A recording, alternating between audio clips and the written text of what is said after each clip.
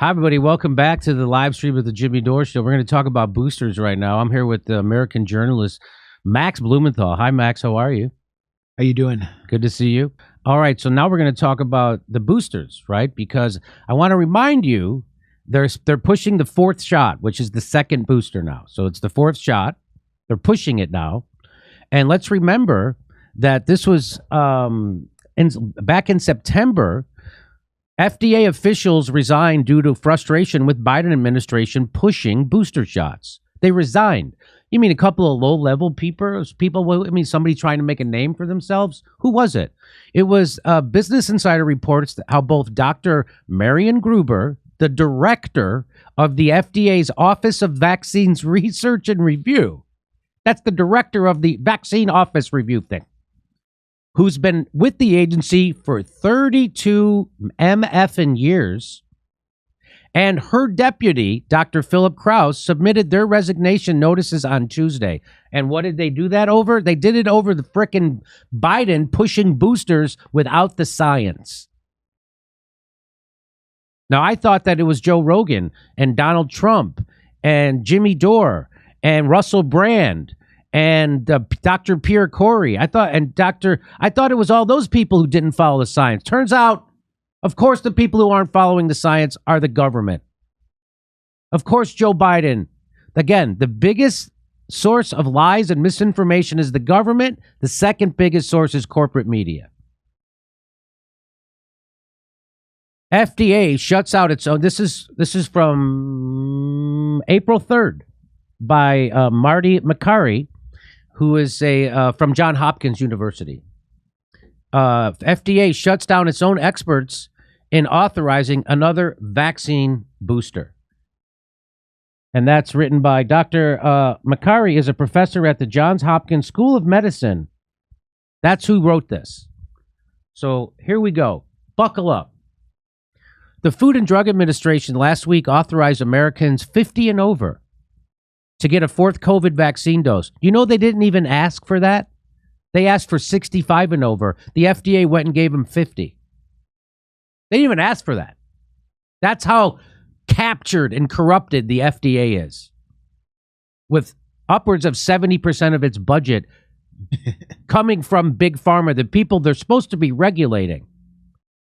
So some of the FDA's own experts disagree with this decision for the boosters, but the agency simply just ignored them. It will convene its advisory committee this Wednesday to discuss future vaccine needs. That was last Wednesday. That's like having lawyers present arguments to a judge who's already issued a verdict. So they already decided to okay the booster before they had the fucking meeting about it. Eric Rubin, editor-in-chief of the New England Journal of Medicine, sits on the advisory committee. He told CNN last month that he hadn't seen enough data to determine whether anyone needs a fourth dose whose immune system isn't seriously deficient. Another committee member, Cody Meisner, agrees. Dr. Meisner, chief of pediatric infectious diseases at Tufts Children's Hospital, told me last week that the fourth dose is an unanswered scientific question for people with normal immune systems. A third member of that committee, Paul Offit of the Children's Hospital of Philadelphia, told The Atlantic that he advised his 20-something son to forego the third shot, which the FDA recommends for everyone 12 and over. So these are people on the FDA board who don't agree with the FDA's booster vaccine policy. But if I say it, if I don't agree with it, I'll get kicked off Twitter, I'll get kicked off YouTube, and I'll be called an anti-vaxxer, which I already am. An additional vaccine dose induces a fleeting high in antibody levels, offering only mild to short-lived protection against infection. Two top FDA officials quit the agency in September, complaining of undue pressure to authorize these boosters. You think they're going to tell you that? MSNBC, CNN? Oh, I bet that was at the top of the news for weeks, wasn't it? When they were, no, I don't even know if they even reported it.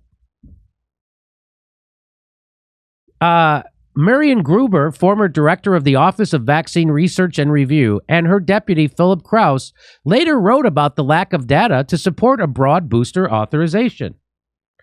Hours after the FDA authorized the fourth dose, the CDC, the Center for Disease Control and Prevention, gave its formal approval to the move, also without convening its external vaccine experts. Director Rochelle Walensky asserted that the additional doses are safe, but she didn't go through the regular process. Meg Terrell tweets out, the FDA's Peter Marks says it was important. Now, who is Peter Marks? So after those two people resigned, the woman who was the head of the vaccine department at the FDA, he's the guy who now heads that. So now he's the new guy. And boy, oh boy, did they pick a tool. FDA's Peter Marks says it was important to allow option to restore protection to vulnerable groups now while COVID-19 is circulating. This is why they had to rush it without their regular meeting. And this meeting is for much larger questions. Boosts for broader population, when to update strains, and what to do in the fall. So that's what the new guy over at the FDA is saying, who stepped in after the people who were in charge of the vaccines at the FDA resigned because of undue pressure to approve them. He's now approving them without the regular meeting. And what does this doctor say? This doctor, Venkmurthy, MD, says, strains credulity to say we could afford time for FDA and the CDC advisory meetings for initial approvals of the vaccines. And dose 3, so they did all the regular meetings they had to get the original vaccine and to get the booster, the first. But this fourth one, they're not doing any of it. And he's saying this strange credulity that they had the time to do it before, but they don't have the time to do it now. And through so many prior waves, but that now we can't. And he's right. And here's another, I'm going to show you, here's another doctor that I follow on YouTube. And here's what he says about this. Right.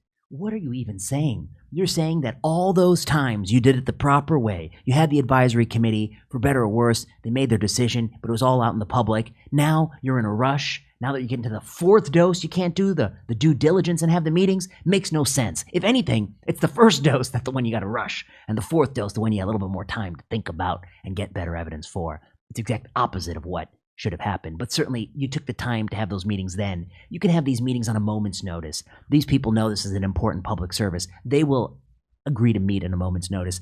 Peter Marks, it strains credulity. That's saying it nicely. I'm going to say some crap. It's a crap excuse, my friend. It's a crap excuse. Next thing. This is a tweet by Paul Thacker. He's quoting what he heard at the meeting. Professor James Hildreth asks FDA why the agency approved boosters without the panel meeting. FDA's Peter Marks says, quote, we consider that as not a major expansion or a major change, but as, quote, something reasonable, end quote. Something reasonable. Very interesting. Just today, the European CDC said, we don't have any evidence that boosters are necessary for 60-year-olds, let alone 50-year-olds. We've had this week an op-ed in the Wall Street Journal by Luciano Borro and Phil Krause, two former senior FDA officials, saying we don't believe there's robust evidence for boosters, third dose or fourth dose, certainly fourth dose. And they have a bunch of questions about it. Here's what the ECDC says, quote, for adults below the age of 60 with normal immune systems, there's currently no conclusive evidence that vaccine protection against severe disease is waning or that there's an added value of the fourth dose. Moreover, they've only authorized it in 80 and above. So they think that 50 to 60-year-old group, you got nothing to hang your hat on. You got nothing. You don't even got bad observational data. So what's going on here? Europeans are doing something different. Former officials are protesting. A lot of thoughtful critics are saying this is not supported by evidence. All you have are really flawed, confounded observational studies from Israel. You should demand, Pfizer's got a lot of money. They're going to make $100 billion this year. You can demand they do a randomized control trial, but you're rushing ahead and you're authorizing boosters, Peter Marks. And when you're not holding the meetings to discuss this in a public space because you say you're in a rush or you say it's something very obvious, something's fishy. And here's what the answer is. The answer is Peter Marks is not doing a good job. That's the answer. It's a very simple answer. He's not doing a good job. I don't know what he's doing.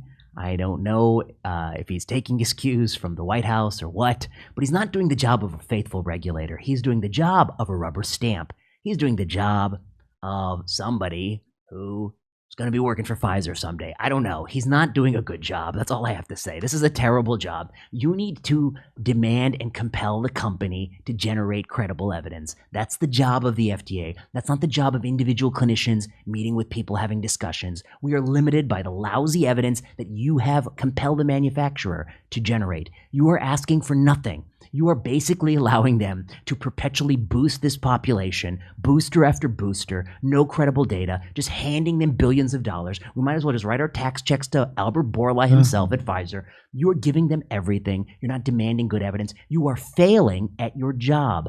I'm telling you, you're failing at your job. History will remember you as someone who failed in his job. You are not protecting the public. You need to demand better evidence. You need to hold proper hearings. You can't tell these stories that make no sense. We didn't have time. We only have those things for things that are important decisions. This is a very minor, obvious thing to do. No, the Europeans are not doing it. You've got former officials criticizing you for doing it.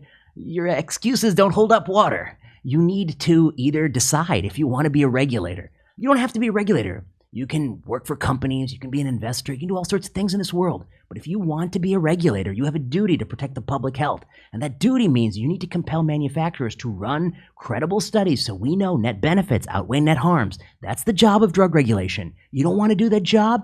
You want to green light things and rubber stamp products? Go work for the company. You can fight that fight there. But don't hold the job of the regulator. So that's Dr. Vinay Prasad, MD, who I follow on YouTube, and he seems pretty reasonable, and he seems pretty upset.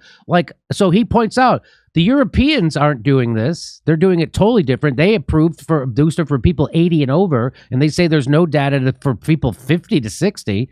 And we have credible critics in the United States speaking out against it, former FDA officials speaking out against it, and still. Everybody just goes along with mainstream news media. Nobody in mainstream news media is giving a critique of this. Nobody in lefty YouTube space is giving a critique of this besides this goddamn show and the people at the Grayzone. That's it. If you want to know what MSNBC thinks, go watch the people who call themselves lefties on YouTube. Those are the people, the Kyle Kalinskis, the Breaking Points. They're giving you the Young Turks, all the other people with MSNBC contracts. They're all giving you exactly the establishment narrative.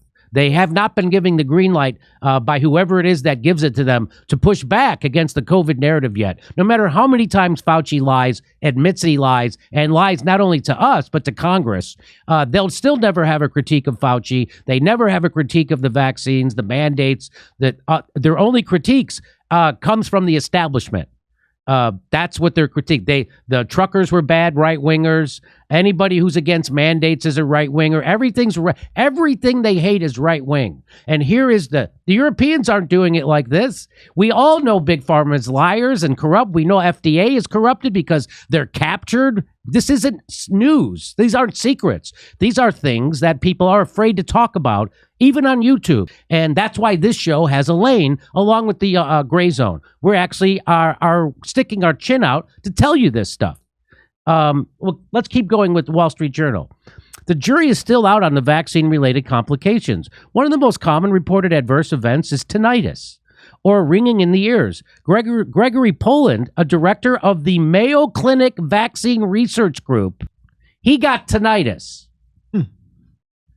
Gregory Poland, director of the Mayo Clinic Vaccine Research Group, developed a severe case of tinnitus while driving home after his second vaccine dose. Now, the irony is this guy's job was to go around and debunk the myths of the vaccine so people wouldn't be vaccine hesitant.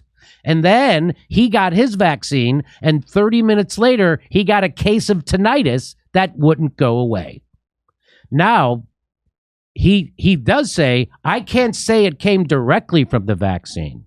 That's what he says. So I say it's a good thing he's a doctor and not a detective. He told MedPage today that he believes this guy from the Mayo Clinic, whose job it was to debunk the myths of the vaccine so people wouldn't be vaccine hesitant, he now says that he believes tens of thousands of people may be affected in the United States, and he thinks more research is needed. But neither the CDC nor the National Institute of Health, the NIH, has made a priority of studying vaccine complications. The CDC isn't even transparent about its investigations into young people who have died after COVID vaccination. A Seattle Children's Hospital study published in the Journal of Pediatrics March 25th found that 69% of children who presented with myocarditis after their vaccine had late gadolinium enhancement. I don't know what that is. Doesn't sound good. But how did they know they had that? Because it showed up in an MRI 3 to 8 months after they had their vaccine. That's one thing I wouldn't want enhanced. What's that? Wouldn't want a gadolinium enhanced. Gadolinium enhanced? Yes, that's right.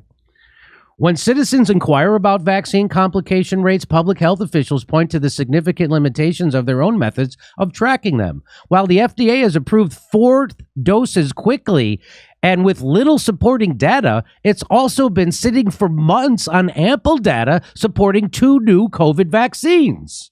Huh? What? Let's listen. Novavax and Covaxin use traditional vaccine technology, not the mRNA thing that I got. In contrast with the mRNA shots from Pfizer and Moderna, Covaxin, developed by Bharat Biotech in Oxygen, could yield broader protection against variants, and both shots could overcome some Americans' hesitancy about novel technology. So more people would be willing to take this vaccine because it's like every other vaccine they ever took, unlike the Moderna and Pfizer vaccines for COVID. And that's what injured me. I got injured by the Moderna vaccine.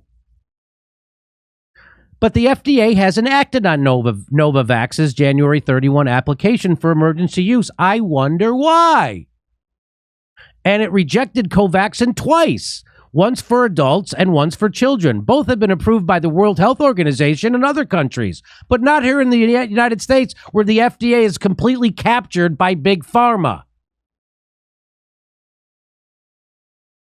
We don't need another vaccine, Anthony the Criminal Fauci said. He told India's News Nation in December, we have enough vaccines. Trust in public health is at an all-time low. When the agencies bypass their own experts, it only reinforces the perception that health policy is driven by groupthink and politics, not by science. And just so you want to hear, this is from, they had to force the FDA to release the Pfizer trial data for their vaccines because they weren't going to do it for 75 years. I wonder why. I bet there's nothing bad in there that Pfizer doesn't want you to know about. So they finally got a court order to make them release their data on the vaccine trials, which should be available to everyone at all time anyway. But it's not. But again, nobody on the left has a critique of that. Nobody at MSNBC, CNN, nobody at the Young Turks, nobody on the left on YouTube. Nobody has a critique of that. You know who does? A right-wing fucking news show called The Hill. And they're going to tell you the truth about it.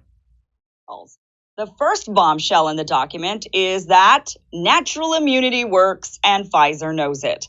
The clinical trial data showed those with previous infection of COVID had no difference in outcome than those vaccinated. In the limited trial, none of the vaccinated nor those with previous infection resulted in severe disease defined by either the FDA or the CDC. They were broken up into 2 different groups. The FDA and the CDC define severe COVID slightly differently. The CDC roughly defines it as anyone needing hospitalization, whereas the FDA defines it as anyone needing supplemental oxygen. Either way, there were 0 cases of severe COVID in the natural immunity group, whether they were vaccinated or not.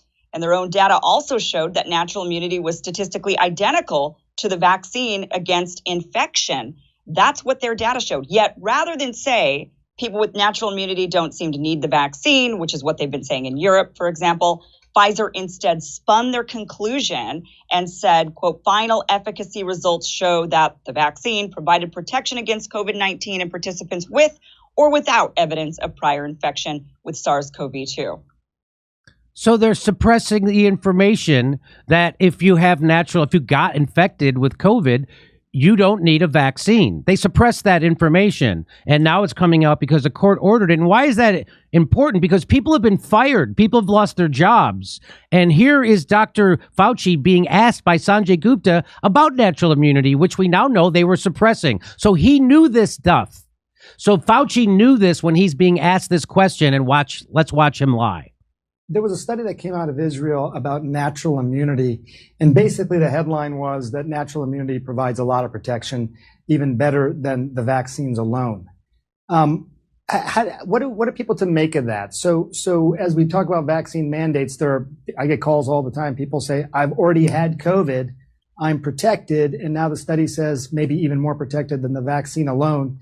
Should they also get the vaccine? How do you make the case to them? You know, that's a really good point, Sanjay. I don't have a really firm answer for you on that. But I do want 70,000 healthcare workers to be fired in one state alone over this thing I don't have an answer for. Do you see the kind of pieces of shit these people are? I don't know if science is really science. Is science really science? You may possibly, if you get a flu, potentially have antibodies at some point in the near future, but we do not know at this point. Therefore, we need to fire people. We need to start firing people. Well, do you want to know? That's funny you say that, but because we actually know he knows the opposite. So here's Dr. Fauci admitting he knows what the actual science is, but he did it before COVID. And so that's when he was allowed to tell the truth, and here he is. But she's had the flu for 14 days. Should she get a flu shot? Well, no. If she got the flu for 14 days, she's as protected as anybody can be, because the best vaccination is to get infected yourself. And So she should not get it? if she really has the flu, she definitely doesn't need a flu vaccine. If she really has the flu, She should not get it again. no, this she year? doesn't need it, because it's the most potent vaccination is getting infected yourself. But she's had the flu for 14 days. So there you go.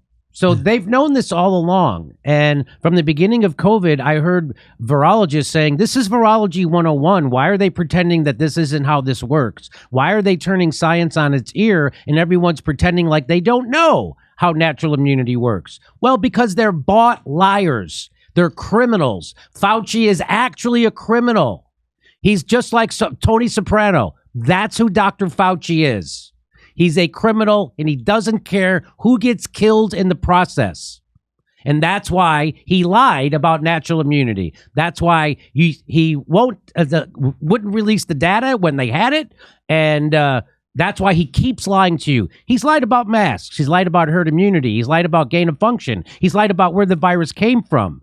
He's lied about funding gain of function. He's lied about natural immunity. There isn't anything that this guy hasn't been asked that he hasn't lied about. But he's not going to get kicked off Twitter, and he's not going to get kicked off YouTube. But I will, for telling the truth about Dr. Fauci lying, and for telling the truth about boosters, meaning that's what's happening right now seems bullshitty. Would you like to comment on any of that stuff? Yeah. I mean, this was probably his worst lie, his most consequential lie. Yes. Because he cost so many people their livelihoods. And then I know so many other people who, because of mandates, were intimidated into taking the mRNA experimental vaccine. Some of them got injured. Right. Many people were injured. And it's all because you were not allowed the option of proving your natural immunity or just having natural immunity. There's this guy, Eric Fagel-Ding. Do you know who this guy is? Yes, he's like the biggest COVID-0 psychopath on Twitter. He's a psychopath. And he's kind of a fraud. Like, he was a big Democratic Party donor. He wanted to run for Congress. I think he's a nutritionist, but he goes on Twitter and plays epidemiologist. Like, everybody's an epidemiologist these days. And now he has COVID. Like, this guy has taken as many booster shots as legally possible. And he's now announced that he has COVID.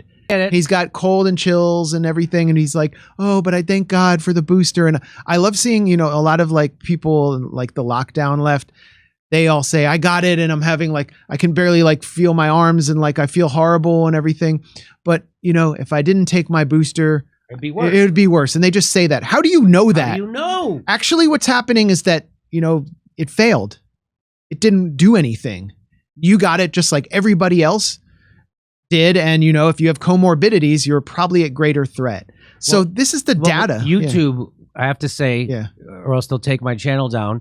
YouTube would say that the vaccine did not fail, that the vaccine actually provided you with protection from serious disease, hospitalization, and death. That's what they say the point of the vaccine is, not to prevent transmission anymore, even though that's what they said at the beginning, that it was there to stop transmission and contraction. They're now saying it's there to prevent serious disease and death. And so they would say it did work, right? So I have to provide this context for you to say that. It also prevents reincarnation as a toilet seat in Grand Central Station. I've been told by YouTube I need to say that. It prevents so many things, horrible things from happening. I mean, it causes eternal life. I mean, that's why, the vaccine, you know, if you get boosted after you're 80 years old, you have no chance of dying. No, but really, like, there is data, and the data is anathema to the FDA. The FDA obviously does not want to consider the Lancet study from 2021 showing a 51% collapse in vaccine efficacy after 6 months. It doesn't want to show the Israeli study from July 2021, which shows a reduction down to 36% efficacy after 6 months, which caused the Israeli government to recommend boosters after 3 months. It doesn't want to show, I mean, even Albert Bourla from Pfizer said that the original vaccine, which was produced for wild type, the first variant, was basically ineffective against Omicron. And here we are now dealing with subvariants of Omicron, which is milder than wild type and Delta. And they're ramming through boosters. This has been happening with, you know, they're subverting the FDA to ram through boosters. And the doctor whose commentary you played, he kind of hinted at what the motives probably are, which is politics, the White House guiding this process, and profit. The mandates have been a cash cow for big pharma, which funds the FDA and CDC. So this has been happening since the beginning. I mean, you have the panel of vaccine experts in the UK who recommended against vaccines for people under 18, I believe. And they were just overridden by the British government, the political wing of the British government. Just ignored. The experts were ignored there, the same way the FDA experts have been ignored here. And then we saw the Comirnaty vaccine. That was the first vaccine produced by Pfizer to be authorized by the FDA to get out from under the emergency use authorization, because they thought that this would reduce vaccine hesitancy. It's not an emergency vaccine anymore. The study had 22,000 people in the study group and 22,000 in the placebo group. And what happened to the placebo group? They all got vaccinated in the end. They unblinded the study, which only lasted for 3 months. So it was a completely phony study. And Peter Doshi, who is the editor-in-chief of BMJ, British Medical Journal, said that looking at this study and all the violations that were committed, there's no way to determine that Pfizer vaccine actually did. I don't know if I'm allowed to say this on YouTube. I don't know if you're allowed to say that. He made strong criticisms that I'm not allowed to say because we live in a democracy. If you don't have a placebo group, you don't know if the medicine that you're testing is actually causing harm or not, right? So if you have a placebo group and a group that's getting the drug that you're trying, that you're in a trial for, and let's say less people in the placebo group die than people in the getting the drug, then you know that drug is not doing a good thing. Yeah. You know, it's actually causing harm. And so the first rule is to cause no harm. And so that would be scrapped. That drug, it would be scrapped. And what you're saying is that when they did the vaccine trials, you're saying that they had a placebo group, but then they got rid of the placebo group and gave them all vaccines anyway. And the reason they said was because this is so serious, we don't want them to be unprotected. Well, that's not how you do a drug trial. And so you're talking about the editor from the British Medical Journal, BMJ, saying that there isn't enough data to tell the efficacy of these things. That's what you're saying. Exactly. But this was the study that was conducted under the watch of the FDA to authorize the first COVID vaccine. This should have been a titanic scandal, particularly to people on the left who believe in regulatory bodies, who believe that the government should regulate industry rather than being captured by it. Right. I mean, those who consider Ralph Nader to be a hero, who believe in consumer advocacy. And this isn't just any consumer product. It isn't just a car that's unsafe at any speed, which you can choose to drive or not choose to drive. It's something that's being forced upon you in order to continue feeding your family. If you are like a public sector worker, you work in a workplace that, I mean, if Biden's mandate had actually gone through, or Right. yeah, this would have applied to everybody. So there was no choice. And there is a risk. We know there's a risk. We don't know what happened to Rafael Nadal when he collapsed and nearly died on a tennis court after criticizing and attacking Djokovic for not taking the mRNA vaccine. We don't know why he collapsed, but we know why so many other people have suffered chronic side effects, myocarditis, pericarditis, and on and on and on. It's not a secret anymore. The VAERS reports are real. We can't deny it. So where there's a risk, there should be choice. But And full disclosure. You have to be fully informed to make that choice. And Pfizer not releasing their data means you, by definition, cannot be fully informed to make that decision. And Pfizer fought tooth and nail to not release that data. And now we know what was in it. What was in it was what Fauci was trying to hide, that natural immunity is real. One of the basic tenets of medicine, virology. I mean, I talked about this with Martin Kulldorff, the epidemiologist who Fauci ran a smear campaign against on my Rockfin podcast. And Kulldorff made the point that the concept of natural immunity goes back to the 6th century in Athens, where they began applying it against infectious diseases. This is something that's just basic to science, and it's all been thrown out the window, along with all of our progressive beliefs in regulation and actual scientific trials. It's all gone because we were paralyzed into fear.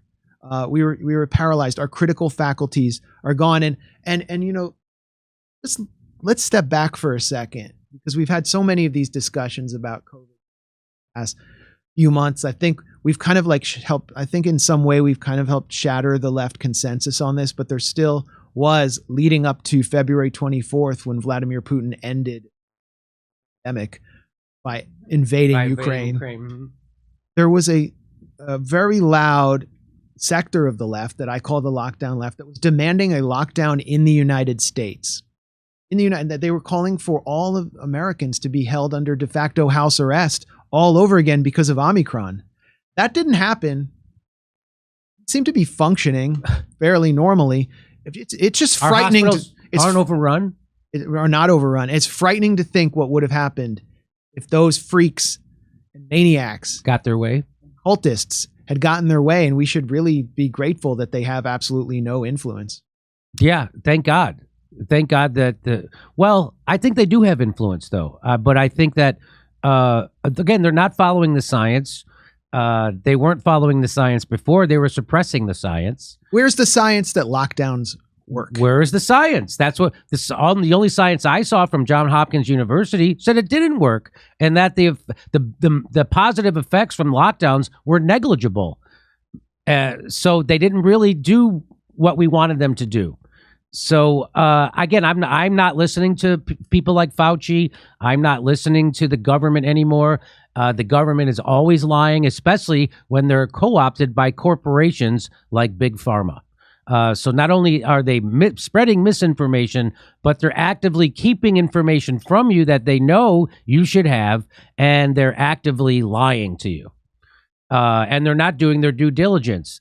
They don't have time to have their regular meeting to approve the 4th booster. Really? They don't have time? It's so, oh my God, this Omicron, which everyone says is completely way more mild than the previous strains of COVID. Now we don't have the time to do it. So that doesn't make sense on its face. So now you know they're lying. Come see a live stand-up show or be in Orlando, Tampa, Cleveland, Columbus, Pittsburgh, Las Vegas, Omaha, Des Moines, everywhere. Go to jimmydorecomedy.com for a link for our live show tickets. Also, become a premium member, get access to all our extra stuff, and help support the show. See you at a live show. Single tickets now available. Single tickets available.